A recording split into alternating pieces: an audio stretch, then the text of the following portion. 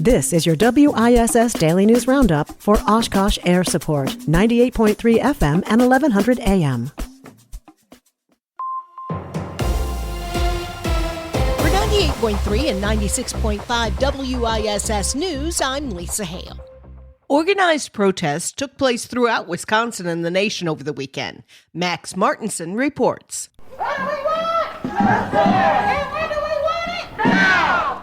Back in June, organizers of the No Kings movement held what they called the largest coordinated protest during President Donald Trump's second administration. On Saturday, the No Kings movement was back in full effect, with over 2,600 events occurring across the country in protest of what they call an authoritarian style of government. Civic media personnel were on the ground across the state, documenting protests in major cities as well as smaller communities around the state of Wisconsin.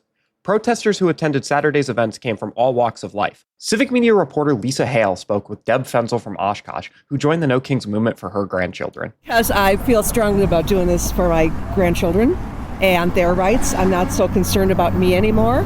It may take the rest of my life. Many protesters from Saturday's events were also part of a younger demographic. Civic media reporter Melissa Kay spoke with Natalie, a high school student from Wisconsin Rapids, who says that she's still proud of her country despite current leadership. Don't be afraid to show up and be who you are and be proud of your country. I've had times where I'm not as proud of my country, but I have to remember that I'm not proud of the leadership. I am proud of the USA. Protesters also included public servants such as Dane County Judge Everett Mitchell, Civic media reporter Shali Pittman in Madison. How are you spending your time? Because make no mistake, our time is being stolen with algorithmic precision. Many of the protests from Saturday's events also included marches and demonstrations, such as in Milwaukee, where thousands took to the streets. Get up, get down. Milwaukee is a union town. Get up. For Civic Media News, I'm Max Martinson. Lisa Hale, Melissa Kay, Isabella Nieto, Parker Olson, and Shali Pittman contributed reporting. Outagamie County Sheriff's officials are trying to identify a suspect who robbed a bank in Bear Creek on Friday. Reports say law enforcement was called to Premier Community Bank for a robbery at about 10:30 a.m. The suspect had fled the scene by the time police arrived. No one was injured and no other details were released. Sheriff John Matz wants to reopen a closed pod at the Winnebago County Jail due to an increase in inmates. The Oshkosh Herald reports that in 2024, the jail averaged 239 inmates, but now houses 275 and is nearing maximum capacity.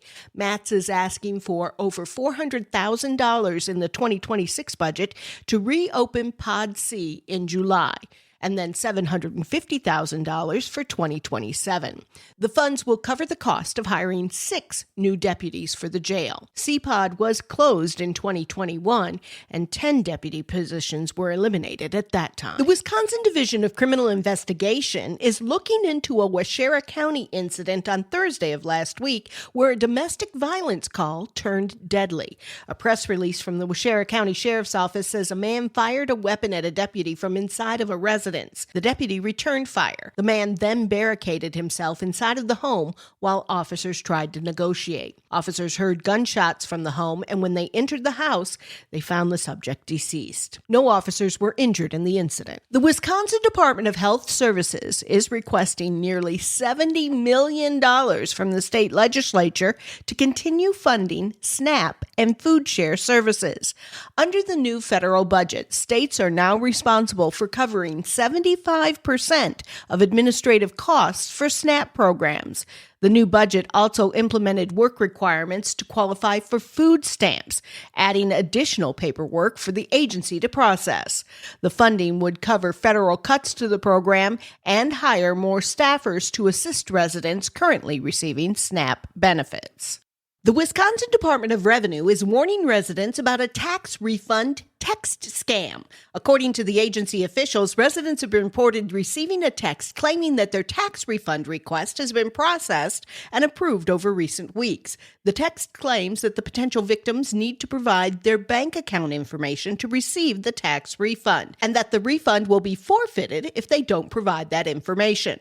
Officials say the Department of Revenue does not send unsolicited text messages requesting personal information. A bridge built in the 1930s to get across the Mississippi River is closing today and being demolished. Civic Media's Jimmy Kuska has the story. The bridge connecting Wisconsin to Iowa south of La Crosse will close permanently on October 20th. The Blackhawk Bridge, also known as the Lansing Bridge, is in the process of being replaced. The bridge, which was built 94 years ago, has been closed twice in the past 2 years for structural issues. Construction on its replacement began 2 years ago and is scheduled to open in 2027. In the meantime, the DOT will be providing free car ferries to cross the Mississippi River, while heavier truck traffic will need to use the posted detour through Prairie du Chien a half-hour south. Find out more details on the project on both the Wisconsin and the Iowa DOT websites. I'm Lisa Hale for 98.3 and 96.5 WISS News. For news anytime, visit WISS.FM.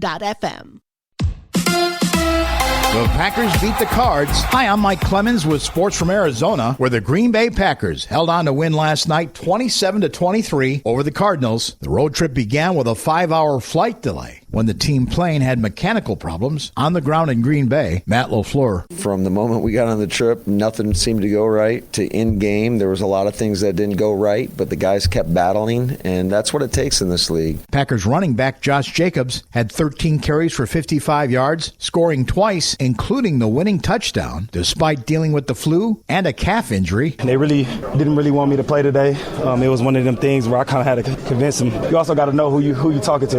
I'm one of them guys, man, if I feel like I can spin and I'm not going to hurt the team by trying to, play, then I'm going to go out there and give it everything I got. College football, the Badgers losing to Ohio State 34-0. A report says if Wisconsin decides to fire Luke Fickell, they would owe the coach $25 million in a contract buyout. With Sports, I'm Mike Clemens. That's your WISS Daily News Roundup from Civic Media. Subscribe to this podcast on Spotify, Apple, or wherever you find your podcasts. Find more news at WISS.FM.